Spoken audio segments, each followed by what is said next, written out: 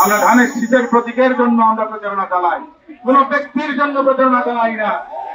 এই দলের প্রতিষ্ঠাতা শহীদ রাষ্ট্রপতি জিয়াউর রহমান, যে শহীদ রাষ্ট্রপতি জিয়াউর রহমানের আশীর্বাদ পুষ্ট হবেন, বেগম খালেদা জিয়া তারেক রহমানের আশীর্বাদ পুষ্ট হবেন, জনগণ তার পক্ষেই আসবেন সেই প্রত্যাশা করি, সেই আহ্বান আমরা জানাই। সংগ্রামী সাথী বন্ধুরা, এই বক্তব্য দিয়েছিলাম তত্ত্বাবধায়ক সরকার ব্যবস্থা কায়েম হয়েছে এবং সেটা আগামী সংসদ নির্বাচন থেকে প্রযোজ্য হবে।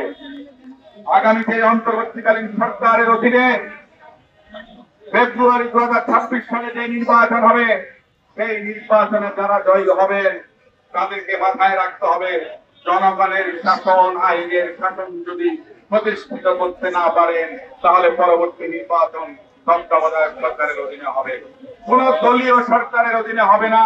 অতএব যারাই ক্ষমতায় আসুন, জনগণের শাসন, সুশাসন, সমস্ত প্রতিষ্ঠানগুলোকে প্রাতিষ্ঠানিকীকরণ, যেগুলো ফেসিস্টরা ধ্বংস করেছে সেগুলোকে নতুন করে চালু করা, বিচার বিভাগের স্বাধীনতা নিশ্চিত করা, জনগণের, মানুষের, সকল স্তরের জনগণের নাগরিকদের সুবিধা আদায়ের জন্য আগামী সরকার সচেষ্ট থাকবেন।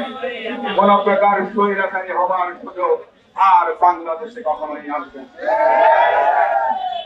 আমরা চাইব এদেশের জনগণ যারা অতীতে দেশ শাসন করেছেন, যারা ভালোভাবে দেশ শাসন করেছেন, অন্তত নিশ্চিত করে বলতে পারি যতগুলো সরকার ছিল বিএনপি সবচেয়ে বেশি সুশাসন নিশ্চিত করতে পেরেছেন, যতটুকু পেরেছেন চেষ্টা করেছেন। ইনশাআল্লাহ আগামীতে যদি বাংলাদেশের জনগণ সুযোগ দেয়, বিএনপি গণমানুষের আশা আকাঙ্ক্ষা প্রতিফলন ঘটাবেন, আইনের শাসন, সুশাসন, জনগণের শাসন নিশ্চিত করবেন, এই প্রত্যাশায় আমি শেষ করছি।